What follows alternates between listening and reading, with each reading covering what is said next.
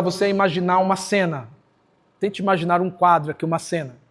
Você chega num restaurante, você se prepara, você reserva o lugar para jantar, talvez sozinho ou talvez com alguém. E aí você chega no restaurante e não há ninguém na entrada. Não há nenhuma pessoa te orientando no estacionamento. Você já acha um pouco estranho não ter ninguém ali para orientar as vagas. Você procura bastante as vagas até encontrar uma vaga. Aí você entra no restaurante e não tem nenhuma pessoa, nenhum atendente na porta. E aí você não sabe muito bem onde é que você está, enfim, onde está a sua mesa, onde você reservou. E aí você tem que procurar a mesa. E aí você demora um pouquinho para achar, encontra a mesa, se assenta. E aí você fica esperando o garçom chegar. E não chega ninguém. E aí você espera e não chega ninguém. Até que você fica irritado, vai até o balcão. E no balcão tem uma pessoa lá atendendo. Aí no balcão você fala assim, por favor, não tem ninguém aqui para me atender? E aí a pessoa do balcão fala, eu não sei, você sabe? Eu não sei. Uma cena um tanto quanto esdrúxula, estranha, né? Mas eu acho que você ficaria muito irritado, falaria alguns impropérios para aquela pessoa e sairia daquele restaurante, procuraria outro e ficaria muito, muito irritado. Essa é uma cena tanto esdrúxula, mas ela é algo muito semelhante ao que acontece em muitas igrejas, em muitas comunidades de fé. Ou seja, as pessoas chegam, elas não conhecem muitas vezes o próprio evangelho, e elas chegam numa comunidade de fé, e ali naquela comunidade de fé há várias áreas de serviço que precisam ser executadas, mas ninguém as executa. E a pessoa chega e ela se sente totalmente fora, sabe, fora do sistema. Ela se sente deixada de lado, não atendida, não amada. E essa pessoa, provavelmente, ela se retirará dessa comunidade de fé e nunca voltará. E isso acontece porque, a exemplo do homem do balcão, muitos de nós agimos da mesma maneira. Nós vemos áreas que precisam de atuação dentro da comunidade de fé e nós apenas ficamos na nossa. Ou seja, há uma área de serviço, eu não tenho nada a ver com isso. Eu estou aqui no meu posto fazendo o que é meu. Há uma outra área de serviço e eu não tenho nada a ver com isso. E quem perde nessa história toda é o reino de Deus e a própria comunidade de fé. Eu estou levando você a refletir sobre essa cena esdrúxula porque eu acredito de verdade, gente, que é o que tem acontecido aqui na Igreja Alternativa. Aqui na nossa comunidade de fé, há muitas pessoas que estão servindo, mas há muitas áreas de serviço. Há muitas áreas importantes que não estão sendo ocupadas por ninguém. Deus deu dons e nos deu talentos. Todos que estão aqui, inclusive quem não está aqui, quem não pôde vir hoje, foi dotado de dons e de talentos, os mais variados possíveis, talentos artísticos, talentos musicais, dons espirituais importantíssimos, gente que pode servir em várias áreas, mas que não tem realizado, não tem utilizado os presentes, né? A palavra dom, charisma, é presente que vem do alto, não tem utilizado os presentes que recebeu de Deus. E temos perdido muito. E eu estou dizendo tudo isso porque estamos refletindo sobre a cultura do descarte. Como podemos manter relacionamentos profundos na cultura do descarte. E essa cultura do descarte, ela também afeta o modo como nós nos relacionamos com a nossa comunidade de fé.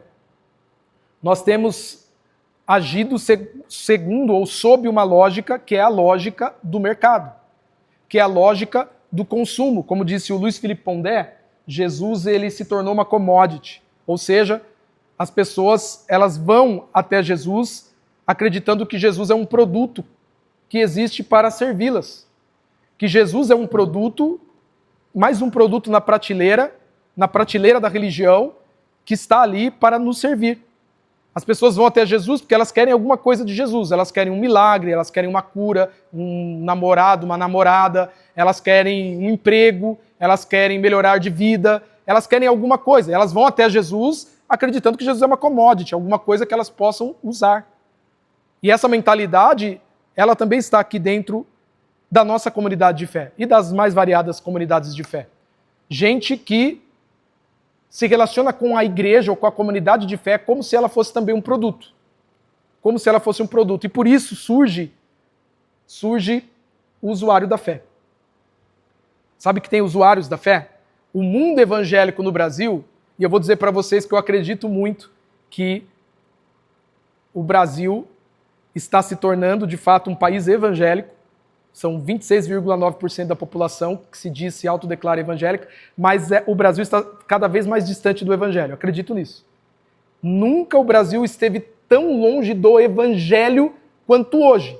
Muitos evangélicos, bancada evangélica, frente parlamentar evangélica, academia evangélica. Você fica ouvindo Eichla e malhando, né? Academia evangélica. Universidades evangélicas, escolas evangélicas, padaria evangélica, o pão do céu que desceu, ó, dá para pegar aí, abrir uma padaria que você vai ganhar dinheiro. Tudo é evangélico, o Brasil está se tornando evangélico, e eu temo o dia, temo mesmo, o dia em que eu entrarei no Pão de Açúcar, num mercado, no Carrefour, e esteja tocando Eichla, esteja tocando Damares, esteja tocando Thales, Roberto, André Valadão. Você imagina um Brasil evangélico, em que você entra na padaria, no mercado, tudo é evangélico? Eu temo esse dia. Eu temo que o Brasil se torne um país evangélico, porque se o Brasil se tornar um país evangélico, o Brasil estará cada vez mais longe do evangelho. Mas desejo de coração que o Brasil se torne um país que viva o evangelho. São coisas diferentes. Mas dentro dessa lógica consumista, os evangélicos, eles criaram os usuários da fé. Isso é uma coisa tipicamente dos evangélicos. No mundo católico tem, mas tem menos, tá? Nas outras religiões tem, mas tem menos. No mundo evangélico há o usuário da fé, que é o cara que vai a uma comunidade de fé acreditando que a comunidade de fé ela deve servi-lo. Então ele vai para uma comunidade de fé olhando assim, o que essa comunidade pode me dar, o que eu posso usufruir. Ou quais são os benefícios que essa comunidade me oferece. Tem uma boa cadeira? Não tem? Vou procurar uma que tem uma cadeira melhor. Essa comunidade tem um mega grupo de louvor, tudo profissional ou não? Vou para uma igreja que tem o melhor louvor. A pregação do pastor dá sono ou é boa? Se dá sono, não fico, vou para outra. Ou seja, o banheiro é bom, não é pequeno? Vou para uma igreja que tem um banheiro maior. Parece bobeira isso, mas muitas pessoas se relacionam com a comunidade de fé dessa maneira. Razão pela qual há uma grande rotatividade, não sei se você sabe disso, há uma grande rotatividade de membros de igreja, ou seja, em um ano o cara está na presbiteriana, aí em 2027, isso se ele durar um ano, né?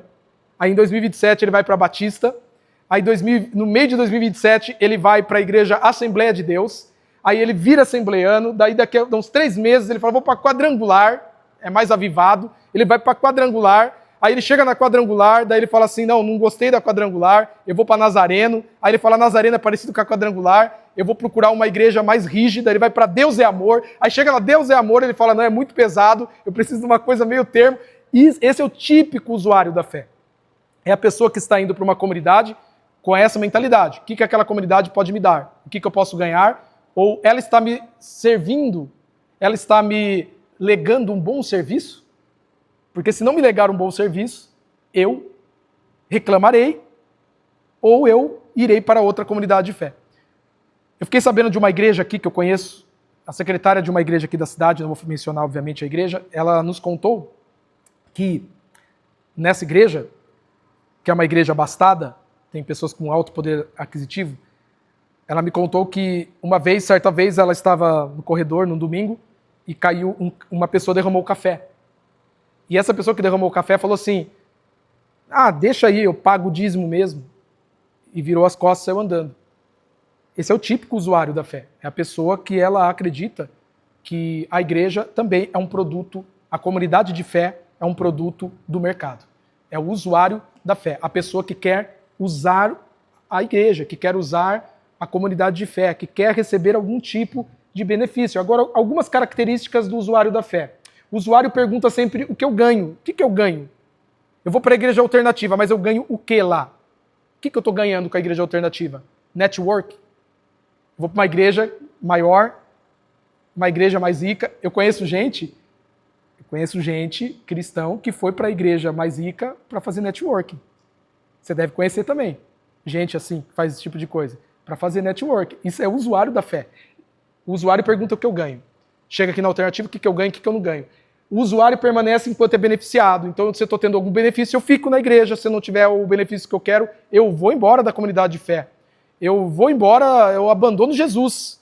Se Jesus me der o que eu quero, eu fico com Jesus. Se Jesus não me der o que eu quero, não responder a minha oração, eu faço o biquinho e vou para outro lugar. O usuário foge do custo.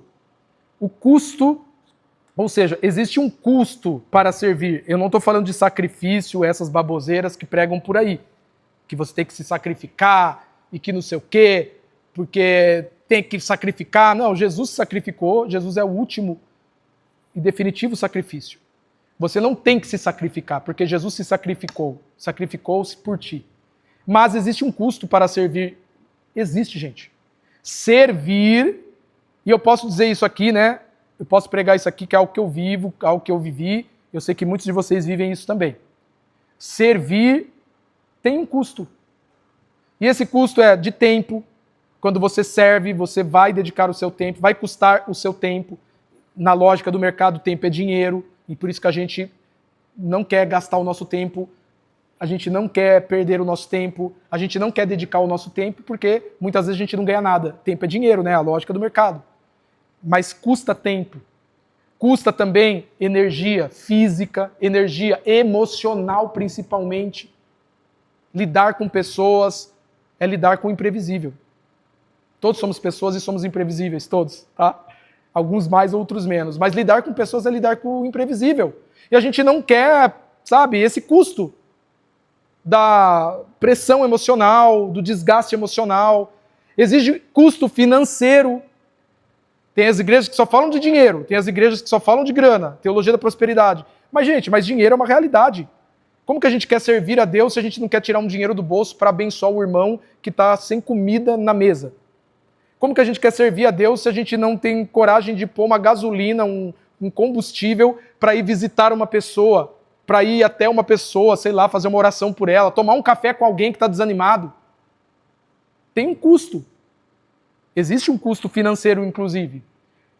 Existe um custo espiritual. Porque quando você serve pessoas, preste atenção, você se coloca numa brecha espiritual. Quando você ora por pessoas, você se coloca numa brecha, como diz o profeta Jeremias. Quando você ora, você se coloca numa brecha espiritual. E é óbvio que quando você se dedica a pessoas, quando você aconselha pessoas, quando você lidera alguma coisa no reino de Deus, você será espiritualmente atacado. A nossa luta não é contra pessoas, mas contra os principados e potestades. A gente é atacado, tem pressão espiritual, tem ataques mentais, coisas que estão na nossa mente. Tem um custo, mas o usuário não quer o custo.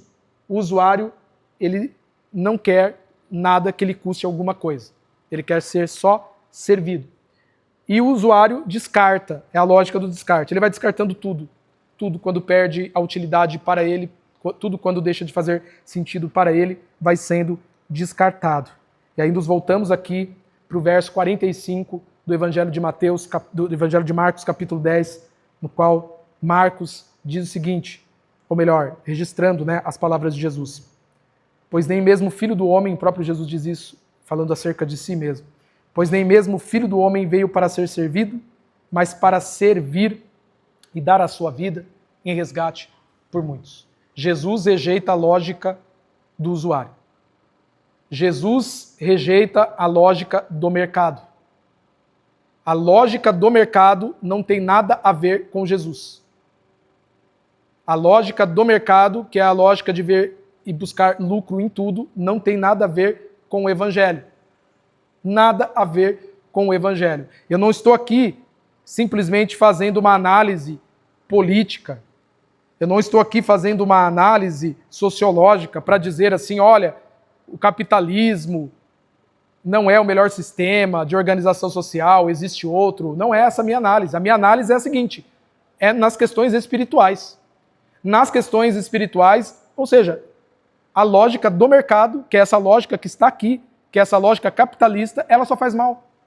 Se a gente acreditar que as pessoas têm que dar alguma coisa para nós, que eu tenho que receber algum lucro, se eu acreditar que eu tenho que ganhar alguma coisa, isso vai destruir a nossa espiritualidade. E tem destruído a espiritualidade de milhões de pessoas no Brasil, por exemplo. Muita gente tem sido destruída na sua espiritualidade porque se rendeu a essa lógica do mercado.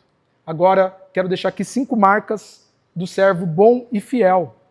5 marcas dos servos bons e fiéis, como diz o próprio Jesus, né? Naquele dia em que haverá o julgamento, Jesus diz isso. Jesus se referirá àqueles que viveram o evangelho como servos bons e fiéis. Servos bons e fiéis. Ou seja, devemos almejar ouvir tais palavras do próprio Jesus. Deve ser o nosso anseio. Viver as nossas vidas de tal maneira que um dia lá nós ouviremos do próprio Jesus: serva boa e fiel, pode entrar no gozo do teu Pai. Servo bom e fiel, pode entrar no gozo do teu Pai. Servos bons e fiéis podem entrar no gozo do Pai de vocês. Agora vamos lá, 5 marcas do servo bom e fiel. A primeira é que o servo entende que recebeu algo para entregar. O servo, a serva, os servos de Deus, os verdadeiros servos, eles têm essa consciência de que receberam algo para entregar. Preste atenção, você, eu falei no início, recebeu o maior presente de todos. Sabe qual é? A vida. Você recebeu algo da parte de Deus que é a sua vida, a sua existência. Não sei se você enxerga a vida como um dom. A vida é um dom, o maior dos dons. A vida é o maior dos dons. Alguns dizem, o ideário dos direitos humanos, que a vida é o maior dos direitos. O maior direito fundamental é a vida. Todo mundo tem direito à vida, a existir, a viver. Você recebeu um dom de Deus que é a sua vida. E você deve ter a consciência de que deve entregar a sua vida. Entregar a sua vida, em primeiro lugar, a serviço de Jesus. E, consequentemente, a serviço das pessoas. Porque não servimos a Jesus se não servimos as pessoas. Só podemos servir a Deus quando servimos as pessoas. Só podemos amar a Deus quando amamos Deus nas pessoas. Não dá para amar a Deus se não for amando nas pessoas. Nós estamos aqui para entregar as nossas vidas a Deus e, consequentemente, ao serviço das pessoas. Você recebeu dons e talentos. Quais são os seus talentos? Quais são os seus dons espirituais? Talvez nem todos saibam quais são os dons espirituais. Eu já dei um curso sobre isso. Talvez tenha que dar de novo. Um curso sobre dons espirituais. Existem dons espirituais, estão registrados em toda a Bíblia, tanto no Antigo, principalmente no Novo Testamento, e são vários dons, mais de 24 dons que são alistados na Bíblia, mas deve ter muito mais do que 24. E você recebeu provavelmente pelo menos um dos dons. Um pelo menos você tem. Dom de servir. Servir é para todo mundo, eu estou falando sobre serviço, mas tem o dom de servir, que é uma facilidade que a pessoa tem de fazer coisas que ninguém quer fazer, coisas que são do backstage, sabe? Ninguém quer. O cara que não gosta de aparecer, mas ele está ali para servir. Isso também é um dom. Gente que tem essa facilidade. Gente que faz qualquer coisa, limpa banheiro, arruma lâmpada. Não tem como não pensar no Wagner, né, Wagner? Não tem como não pensar no Wagner, que tem esse dom espiritual. Todo mundo tem algum dom. Tem pessoas que têm o dom do aconselhamento. Gente boa para ouvir, boa para aconselhar. Tem gente que tem o dom do ensino. E às vezes é para ensinar crianças, para ensinar idosos, para ensinar adolescentes, mas tem o dom do ensino. Consegue ensinar de uma maneira que as pessoas compreendem. Fica fácil compreender coisas complexas quando aquela pessoa ela discorre sobre um tema. Tem pessoas que têm o dom de profecia. A Bíblia fala sobre profecias. A Bíblia fala sobre as profecias e talvez você tenha esse dom, o dom da profecia. A Bíblia fala sobre dons de línguas. São línguas estranhas que são faladas, a Bíblia fala sobre isso. E esse dom é um dom de edificação própria, mas também pode ser usado em alguns momentos no culto público, quando há tradução e há o dom de traduzir. A Bíblia fala sobre o dom de misericórdia. Gente que tem um coração tão voltado para o miserável. Todos temos que ter, né? Mas tem gente que tem um negócio a mais. Aí não tem como eu pensar no meu amigo, que muitos talvez conheçam ou não, meu amigo Júlio, que tinha um projeto chamado Hug aqui em Piracicaba. O cara que pegava as pessoas em situação de rua, levava para casa para dar banho e cortar o cabelo. Tem pessoas que têm, ou seja, são vários dons espirituais. Dons de operação de milagres, dons de cura no plural. Gente que ora e coisas acontecem. Não porque ele é bom, mas porque Deus deu esse dom a ele. São vários dons. Eu não sei qual é o dom espiritual que você recebeu. Dom do discernimento de espíritos. Você consegue discernir as coisas. Chega uma pessoa, não é julgar, tá? Não é dom do julgamento. É o dom do discernimento. Você anda com Deus, tem um dom. Você discerne um peso, você discerne uma coisa ruim. Você discerne uma energia pesada. Você discerne uma má intenção. Você discerne uma ação do maligno numa situação que não parece ter nada do maligno, mas você consegue discernir. Você discerne algo que é bom. Você discerne a ação de Deus. Você consegue perceber e discernir. São vários dons. Eu não vou me estender a falar todos aqui. Mas você recebeu pelo menos um dom. E você tem talentos. Alguns cantam bem, outros tocam instrumentos. A gente está precisando, hein? Muito. Muito mesmo. De pessoas para servirem na área musical. Você é bom para sorrir para as pessoas e para falar bom dia. A minha filha, Zarinha, aprendeu a falar bom dia que eu ensinei. Ela acorda e fala assim para mim, bom dia. Ela aprendeu. Agora eu estou tentando ensinar ela a falar boa tarde e boa noite. Está mais difícil. Mas talvez você saiba falar como a Zarinha, bom dia. E esse bom dia pode ser usado para receber as pessoas aqui nessa comunidade, gente. Isso é maravilhoso. Eu me lembro de um testemunho do pastor Bill Hybels, num dos seus livros, no qual ele diz que conta a história da igreja de Willow Creek, nos Estados Unidos, em que um cara que estava divorciado, falido, um americano falido, divorciado, todo lascado, desanimado, no fundo do poço, ele chegou naquela igreja, alguém convidou ele, ele foi, e quando ele chegou tinha uma moça, e essa moça, ela deu um sorriso, e ela o recebeu, e ele falou que aquele sorriso impactou a vida dele. É no livro A Revolução do Voluntariado.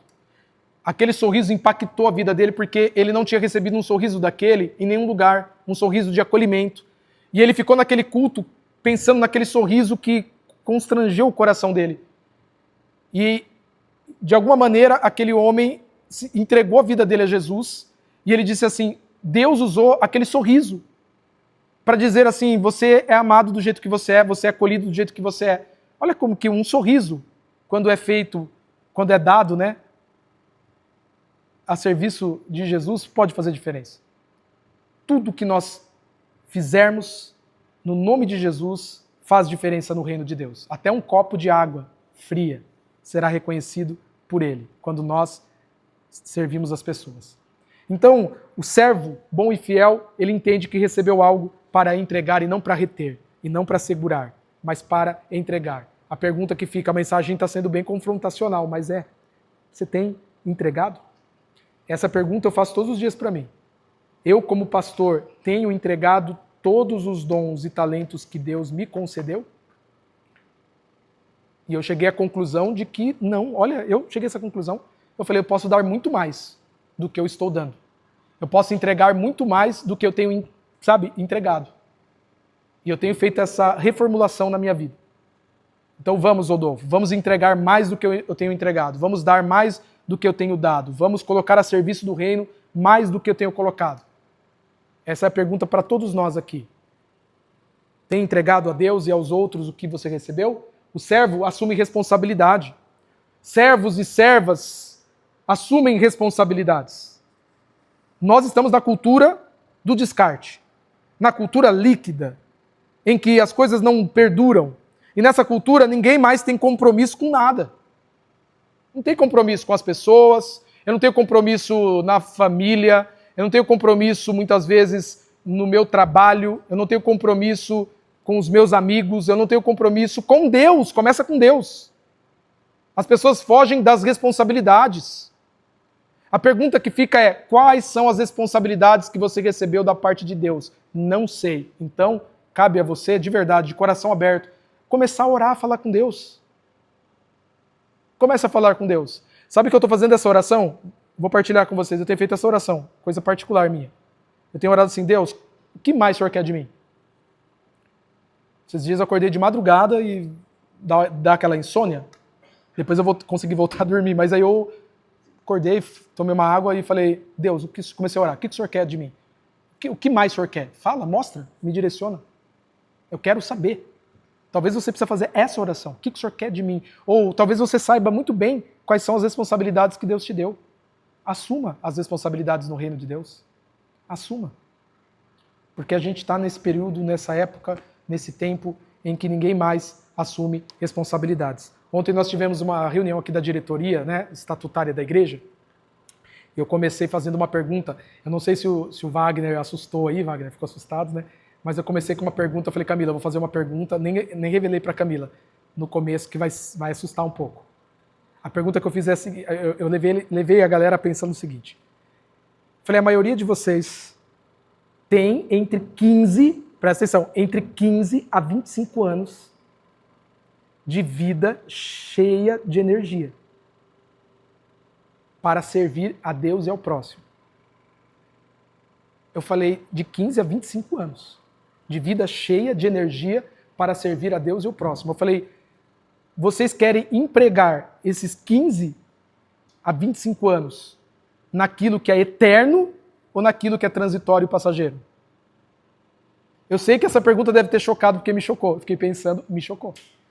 Alguns aqui têm entre 15 a 25, outros mais. Quem é mais jovem tem 30, 40 anos pela frente. Mas alguns têm entre 15 a 25 anos de vida cheia de energia para servir. E a pergunta é: se você dedicar de 15 a 25 anos inteiramente ao trabalho, é passageiro, passa, e você não será nem lembrado. Você nem será lembrado pelas pessoas que estão lá. Se você dedicar isso a uma carreira, ela passa também. E quando você morrer, passa. Talvez vai ser lembrado por uma ou outra pessoa nos anais da história só. Mas se você dedicar, não estou dizendo que não tem que se dedicar ao trabalho, à carreira, é uma maneira de servir a Deus, mas se você dedicar a sua vida inteiramente a Deus, que Deus te use por intermédio da tua profissão, da tua carreira, mas você entender que deve entregar inteiramente a Deus. Pode passar 15, 25, 30 anos, você pode ficar bem velhinho ou até partir, mas saiba que a sua vida não terá sido descartada, não terá sido desperdiçada. Por isso eu digo: não desperdice a tua vida. Não desperdice a tua vida. Como diz o C.S. Lewis, tudo que não é eterno é eternamente inútil.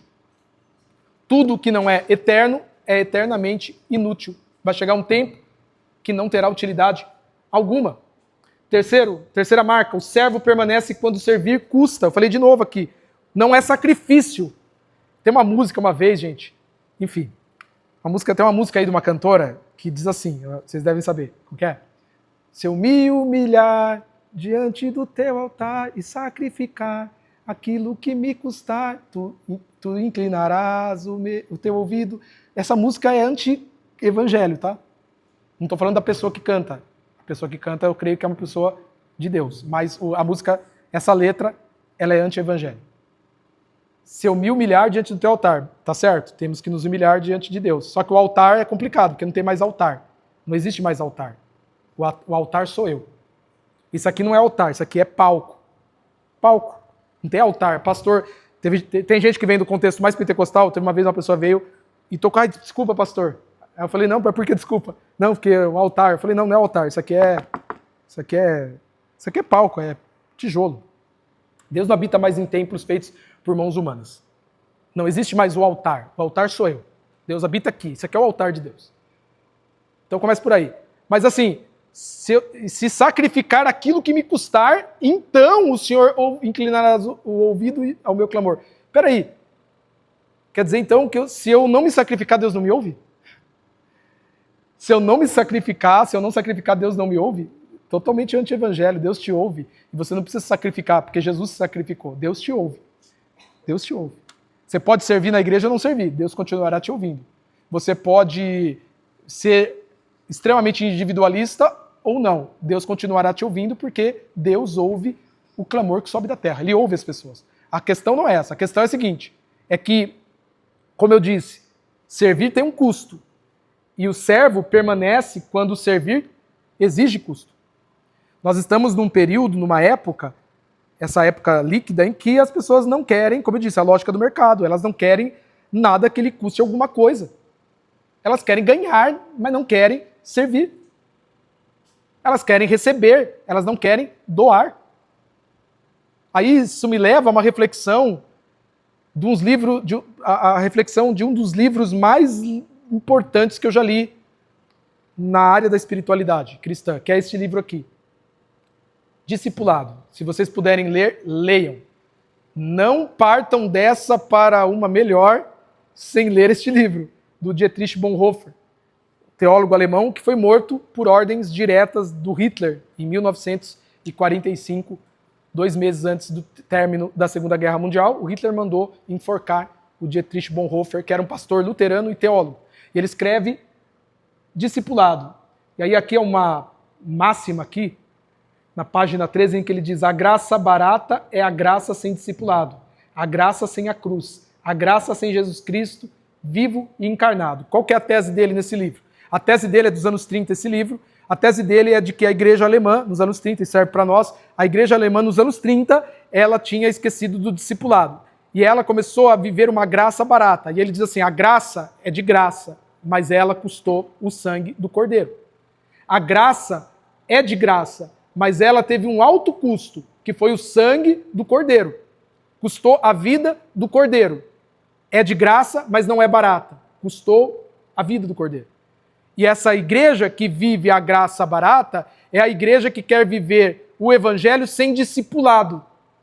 E discipulado, qual que é o discipulado? É seguir a Jesus. Discipulado é aprender algo com o mestre. É seguir os passos de Jesus. O discípulo é um aprendiz. É aquele que aprende de Jesus. Ser um discípulo é andar seguindo os passos de Jesus. É aprender a viver com Jesus. É aprender a amar como Jesus amou. É aprender a servir como Jesus serviu. É aprender a orar como Jesus orava e como Jesus ora. É aprender a adorar como Jesus adorou. É aprender a ser humano como Jesus é ser humano. É aprender a tratar as pessoas como Jesus as tratava. É aprender a lidar com o mal como Jesus lidava com o mal. É aprender a lidar com o bem como Jesus lidava. Isso é ser discípulo. O discipulado, presta atenção, tem um preço, tem um custo. O discipulado tem um custo. Sabe qual é o custo do discipulado? A morte. A morte do seu ego, a morte do seu eu, a morte do seu individualismo exacerbado. Esse é o custo do discipulado. É morrer para si mesmo. É morrer para o seu ego. É morrer para o seu... Enfim, sabe essa coisa latente dentro de nós que quer ser o centro das atenções? Isso é morrer para si mesmo. E esse é o custo do discipulado. E o servo, bom e fiel, ele permanece com Jesus quando lhe é requerido alguma coisa. Ele permanece com Jesus quando vai custar alguma coisa a ele. E ele permanece, inclusive, eu não estou dizendo aqui, todo mundo é livre para sair, para ficar e para ir e para voltar. Mas ele permanece numa comunidade de fé, mesmo quando ele aparentemente não está recebendo as coisas que ele gostaria de receber. Porque a lógica dele não é a lógica do mercado, mas a lógica do reino, que é servir e não ser servido. A penúltima marca é que o servo não precisa ser o centro.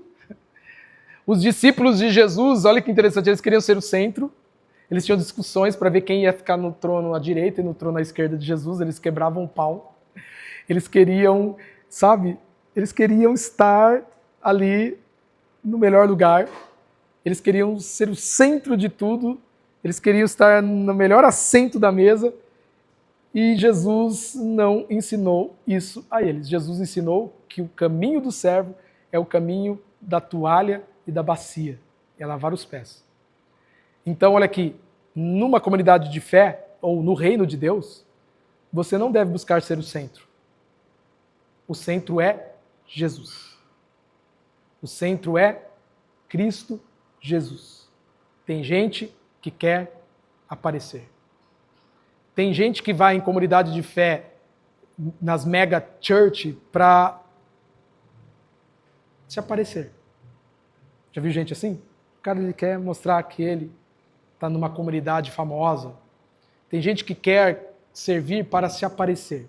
Não é o caminho que nós devemos buscar, não é o caminho do servo. Em último lugar, o servo vive uma vida de entrega, como eu disse aqui, é viver uma vida de entrega, como diz aqui o texto ou o versículo de Marcos capítulo 10, o verso 45, pois nem mesmo o Filho do Homem, disse Jesus, veio para ser servido, mas para servir e dar a sua vida em resgate de muitos. Uma vida de entrega a Deus. Uma vida de entrega a Jesus. Temos vivido uma vida de entrega? Você tem dado o seu tempo a Deus? Você tem dado a sua saúde física a Deus? Nós temos energia, temos joelho bom ainda. Estamos servindo a Deus? Você recebeu um intelecto. Muitos de vocês são formados em várias áreas de formação. Gente inteligente, com capacitações, e tem usado isso para servir o próximo, para abençoar as pessoas. Temos, às vezes, recursos materiais para servir o reino. Esses dias eu estava vendo lá um comercial que passa na TV aberta da ONU. Você com $1, né? Você consegue comprar lá uma espécie de enfim, eu não sei nem mencionar aqui o que é aquilo, mas você coloca lá com um pouquinho de água, a criança bebe, e uma criança subnutrida pode sobreviver com $1. Então olha quantas maneiras de servir nós temos, não só na igreja local, mas você pode servir ações da ONU, você pode servir ONGs da cidade de Piracicaba, você pode usar o seu dinheiro para abençoar pessoas, para apadrinhar crianças. Tem a visão mundial no Brasil, você pode apadrinhar uma criança na Índia, uma criança no continente africano, com R$50 você apadrinha uma criança, o dinheiro chega até aquela criança. Existem muitas maneiras da gente colocar o nosso dinheiro a serviço do reino também. Muitas maneiras. É isso. Que vivamos uma vida de entrega. Que sejamos servos e servas de Deus e não usuários da fé. E a gente tem que lutar contra essa cultura. Temos que ser contraculturais, contra a maré, viver na contramão do mundo. O mundo, esse século, esse mundo, né? Esse aion, palavra grega, sistema de valores corrompido. Quando digo mundo, eu digo nesse sentido. Este mundo vil, este sistema pecaminoso, caído, no qual o diabo é o príncipe deste mundo, o aion. Esse mundo tem uma lógica, tem uma cultura. Nós cristãos vivemos contra a cultura e contra a lógica do mundo. Amém? Então, fica o desafio para todos servirem. Abrace essa comunidade de fé, sirva nessa comunidade de fé, tem tantas áreas para servir. Sirva as pessoas no seu trabalho amanhã, segunda-feira, o melhor ambiente para você servir os outros. Quem você vai servir amanhã no seu trabalho? Quem você vai servir hoje na sua casa? Quem você vai servir hoje? Vai lavar a louça para quem? Vai limpar o banheiro para quem? Vai tirar a toalha molhada em cima da cama para quem? Vai tirar o totô do cachorro para quem? São maneiras de servir. Amém? Vamos orar? Quero convidar você a orar comigo.